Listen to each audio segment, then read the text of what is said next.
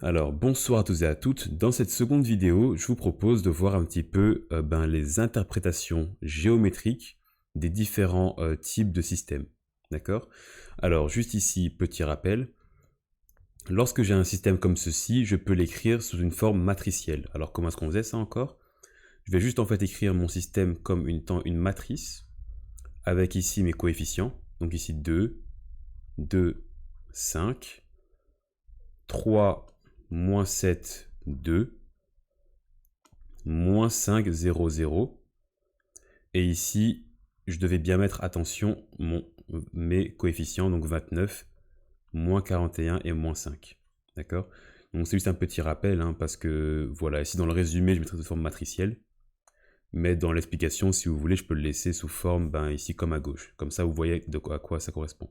D'accord? Donc maintenant que ce petit rappel est terminé, j'aimerais juste vous rappeler également que l'équation d'un plan, ça se note comme ceci. D'accord? Donc mon plan pi a pour équation ax plus by plus cz plus d est égal à 0. Alors attention, il est fondamental de comprendre quelle est la représentation géométrique des différents coefficients.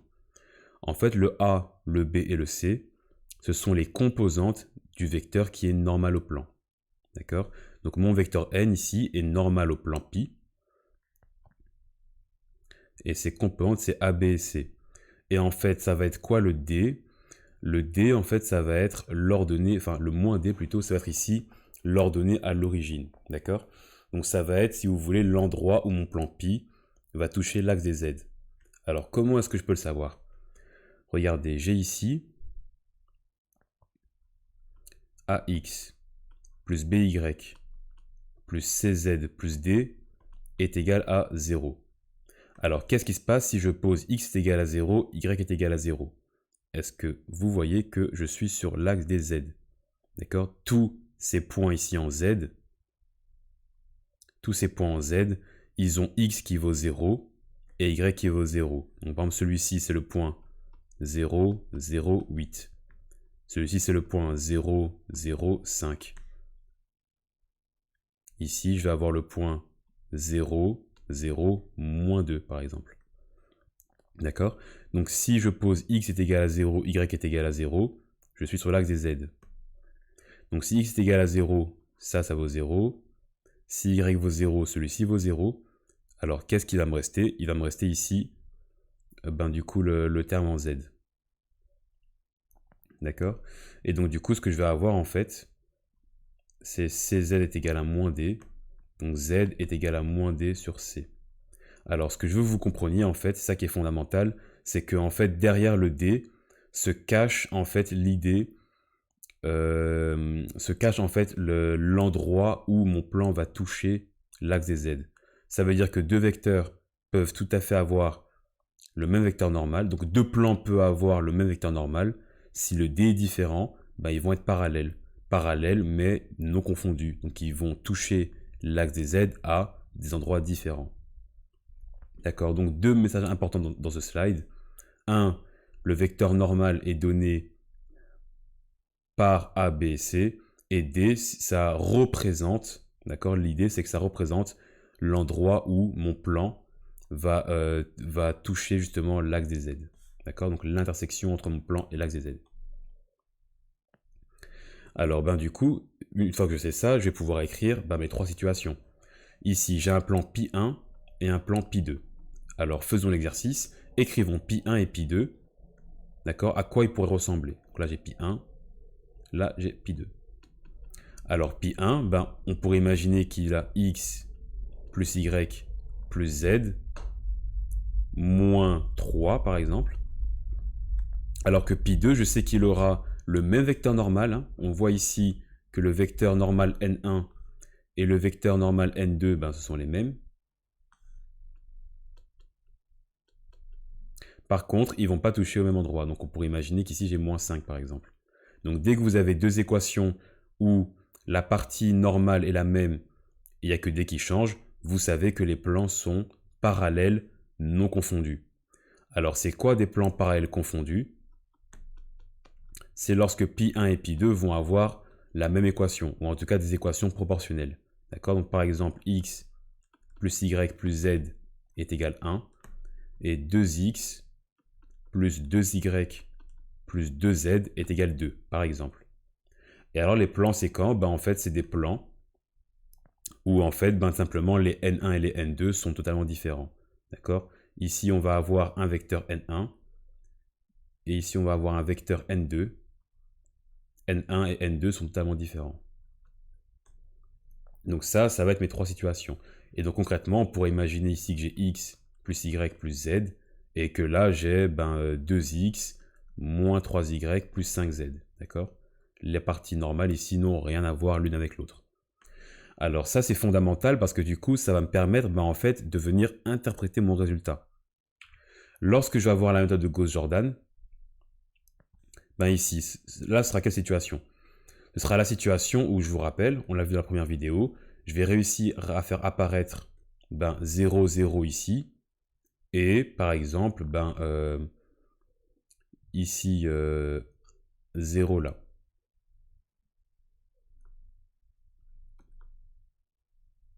Donc par exemple, dans cette situation, je trouvais une solution. Comment est-ce que je faisais? Je sais ici que 8z est égal 3, du coup je trouve mon z. Une fois que j'ai trouvé mon z, du coup, ici je peux le remplacer, d'accord? Parce que je sais que j'ai 3y plus 7z est égal à 2.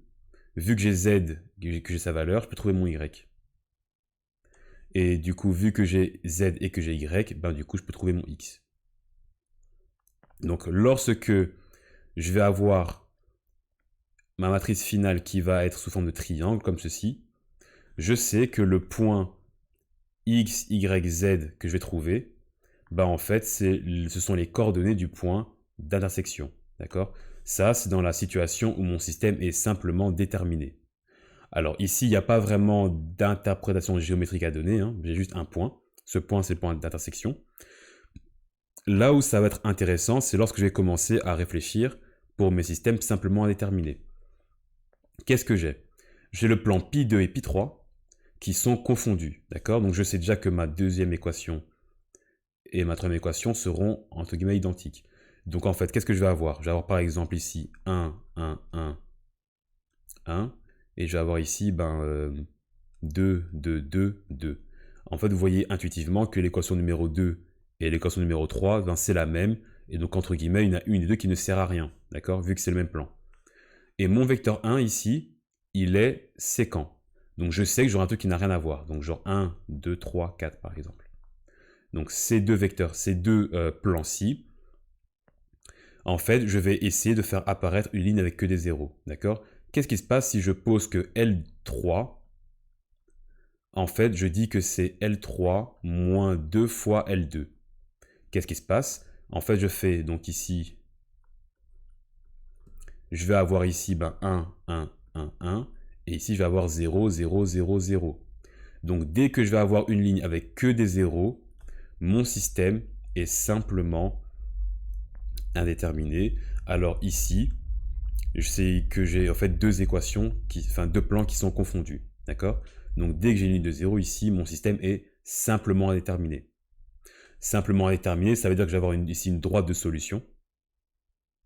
Et comment est-ce que je faisais pour exprimer ma droite de solution? Je vous rappelle qu'il fallait poser. Donc comment on fait? On pose x est égal à alpha. Et l'idée c'est de réexprimer y et z en fonction de alpha. Donc je vais le faire ici. Prenons ici dans mon système. Alors ce que j'ai en fait, c'est que x, donc c'est alpha, plus 2y plus 3z est égal à 4. Et ma deuxième équation, je prends la deuxième. Donc je vous rappelle que l'équation 2 et 3 c'est la même, donc je prends celle qui m'arrange. Hein. Je prends ici la deuxième. J'ai alpha plus y plus z est égal à 1. Donc ici, qu'est-ce que je peux faire? Je peux passer alpha de l'autre côté. Et alors, qu'est-ce que j'obtiens? J'obtiens simplement, en fait, un système avec deux équations, deux inconnues. Vu que alpha, en fait, vu que mon x est devenu alpha, et que alpha, c'est entre guillemets un simple chiffre. Une fois que j'ai ceci, en fait, je vais le résoudre. Alors, je peux le résoudre ici par différentes méthodes. Mais donc l'idée ici, c'est de faire disparaître, par exemple, ben, le y dans la première équation, par exemple. D'accord? Donc par combinaison linéaire, je vais ici supprimer mon y. Donc en faisant quoi? En faisant L1, c'est L1 moins 2L2. D'accord? Vous êtes d'accord avec moi qu'ici, lui va simplifier. Ici, je vais avoir 3Z moins 2Z, je vais avoir Z. Et ici, je vais avoir ben, ici 4 moins alpha moins 2 plus 2 alpha. Et donc, du coup, je viens d'exprimer Z en fonction de alpha. D'accord? Z, c'est quoi? C'est alpha plus 2. Donc maintenant, j'ai X qui vaut alpha, j'ai Z qui vaut alpha plus 2. Je peux tout simplement venir injecter Z ici, dans l'équation ici par exemple. Comme ça, je trouve que Y, c'est 1 moins alpha moins Z. Or, Z, c'est alpha plus 2. Donc ici, j'ai moins alpha moins 2. Et donc, je viens de la même manière exprimer Y en fonction de alpha. D'accord? Donc, j'ai moins 2 alpha moins 1. D'accord? Donc, si vous ne suivez pas, mettez la vidéo en pause et faites les calculs à votre aise. Donc là, c'est chouette parce que du coup, j'ai X, j'ai posé qui valait alpha. J'ai ici Y que j'ai exprimé en fonction de alpha et Z en fonction de alpha. Et donc du coup, ma solution, c'est une droite. Et son équation paramétrique, c'est alpha moins 2 alpha moins 1. Et Z, il valait alpha plus 2. D'accord? Donc attention, ici c'est mon X, ici c'est mon Y, et ici c'est mon Z. Et ça, c'est l'équation paramétrique de ma droite de solution. Alors, comment je sais maintenant si je suis dans la situation du haut ou celle du bas? Ben, il suffit juste de voir est-ce qu'il y a deux plans qui sont confondus. D'accord? Ici, dans ma situation, j'avais deux plans confondus. Alors, il y aura d'autres situations où, en fait, je vais aussi avoir une droite de solution. Mais lorsque je vais observer ici mes équations de départ, je vais avoir un système simplement indéterminé, mais aucun lien entre mes vecteurs normaux. D'accord? Alors, autre situation, les systèmes doublement indéterminés. Comment je sais qu'ici, il est simplement indéterminé? Parce que je n'ai qu'une ligne où j'ai que des zéros. Les systèmes qui vont être doublement indéterminés, ben en fait, je vais avoir deux lignes qui vont s'annuler. D'accord? Donc, un système, par exemple, ce serait x plus y plus z est égal à 1. 2x plus 2y plus 2z est égal à 2. 3x plus 3y plus 3z est égal à 3. D'accord? Si j'écris sous forme de matrice, vous sentez intuitivement que si je fais L2 qui vaut L2 moins 2L1 et que je fais L3 qui vaut L3 moins 3L1, d'accord? Faites le calcul, vous allez voir que vous allez avoir en fait un truc du style 1, 1, 1, 1 et ici 0, 0. Vu que j'ai réussi à faire apparaître deux lignes avec que des zéros, j'obtiens en fait ici un système qui est doublement indéterminé. Quand mon système était simplement indéterminé, je devais juste poser une variable qui valait alpha. D'accord? Parce qu'ici j'ai 1 degré de liberté. 1 degré de liberté, c'est bien une droite. Quand j'ai un système qui est doublement indéterminé, bah en fait, je dois poser x. Alors vous choisissez lesquels vous posez. Hein. Vous posez x égale alpha, y est égal à bêta, et vous allez réexprimer z en fonction de alpha et bêta. Donc ici, vous prenez une de vos trois équations. Je vous rappelle que concrètement, c'est 3 fois la même. Hein. Donc vous prenez celle que vous voulez. Donc ici, x plus y plus z est égal à 1. Je peux venir ici réexprimer z comme étant 1 moins x moins y. Et justement, vu que j'ai posé que x ça valait alpha et y ça valait bêta, j'obtiens donc ici comme solution l'équation paramétrique d'un plan. Quel plan? Le plan d'intersection. Mes trois plans sont confondus. D'accord? Mes trois plans sont confondus. Du coup, je vais avoir x, donc c'est alpha. Y, c'est bêta. Et z, c'est 1 moins alpha moins bêta. Alors, ça veut dire quoi concrètement quand je dis que j'ai 2 degrés de liberté? Ça veut dire que x, il vaut ce qu'il veut. Ça veut dire que y, il vaut ce qu'il veut.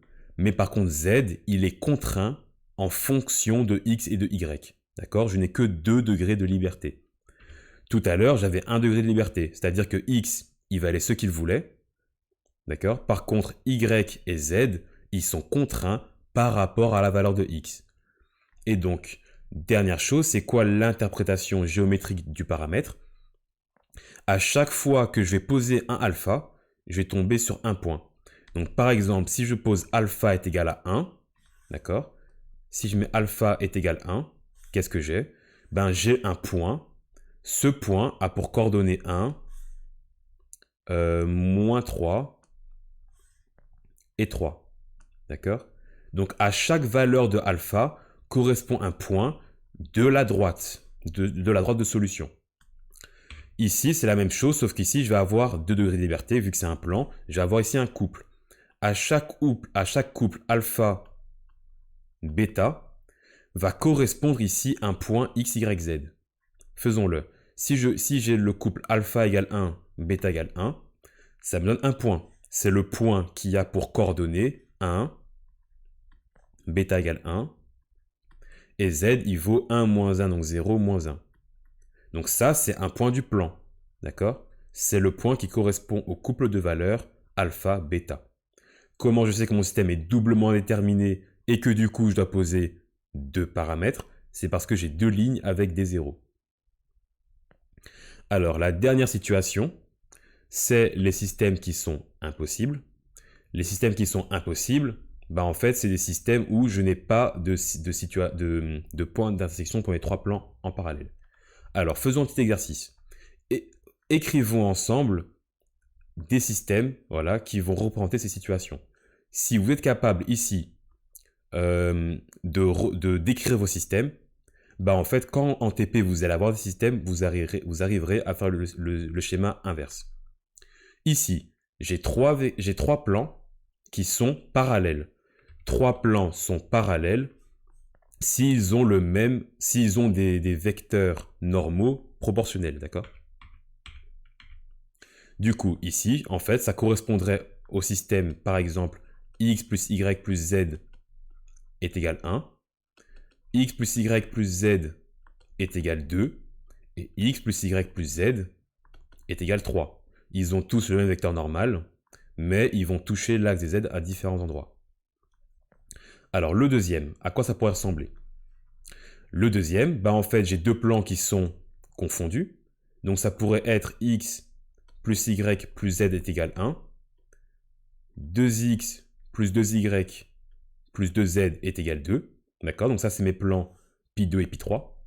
Et j'ai un plan qui a le même vecteur normal, mais qui est non confondu. D'accord? Donc ça pourrait être le plan x plus y plus z est égal 10. Il a le même, ils ont tous les 3, vous remarquerez qu'ils ont des vecteurs normaux qui sont proportionnels, mais ces deux-ci sont confondus, tandis que le dernier n'est pas, il est parallèle, mais il est non confondu. D'accord? Donc ici, qu'est-ce que j'ai? Alors ici, je vais avoir deux plans qui vont être parallèles, non confondus. Donc ça pourrait être le système x plus y plus z est égal 1, x plus y plus z est égal 2. Et j'ai un plan qui est séquent. Si ce plan est séquent, c'est que le vecteur normal n'a rien à voir. Donc je pourrais avoir x plus 2y moins 3z égale 10 par exemple. Et le dernier, ben en fait, c'est la situation où j'ai quelque chose qui est impossible. Par exemple, j'ai trouvé 0 est égal à 1, d'accord, en faisant mes équations, mais mes 3 vecteurs, il n'y a aucun lien entre les 3. Mes 3 plans, je voulais dire. Mes 3 plans, il n'y a aucun lien entre leurs vecteurs normaux. Donc, système impossible, c'est quand vous allez faire apparaître quelque chose qui est incohérent. Alors, j'en prends un au hasard. Faisons par exemple celui-ci. Comment est-ce que je sais mathématiquement qu'il s'agit d'un système impossible? C'est parce qu'en fait, ici, je vais avoir, prenons les 2 premières équations. Si je fais l'équation L2 et que je dis que c'est en fait L2 moins L1, qu'est-ce que j'ai? J'ai 0, 0, 0. Et là, en fait, je vais avoir 1. D'accord? Est-ce que 0 est égal à 1? Non. Du coup, c'est un système qui est impossible. Donc, dès que vous faites apparaître une ligne, ça ressemble fortement d'ailleurs au système indéterminé, hein, Sauf que là, au lieu d'avoir 0, qui me ferait du coup une solution, j'ai 1. Donc si j'ai que des zéros et ici un chiffre qui est différent de 0, mon système est impossible. Comment je fais pour interpréter? Je regarde le vecteur normal et l'endroit où ça se touche avec l'axe des z. Si j'ai si j'ai deux lignes avec que des zéros, mon système est doublement indéterminé. Je pose deux paramètres, j'exprime le troisième en fonction des deux autres. J'obtiens ici un plan de solution. Comment je sais qu'un système est simplement indéterminé? J'ai ici une ligne avec que des zéros. Je pose donc du coup un seul paramètre et j'exprime les deux autres en fonction de celui-ci. Comment? En résolvant un système à deux équations, deux inconnues. D'accord? Alpha devient un bête chiffre entre guillemets. Comment je fais pour interpréter?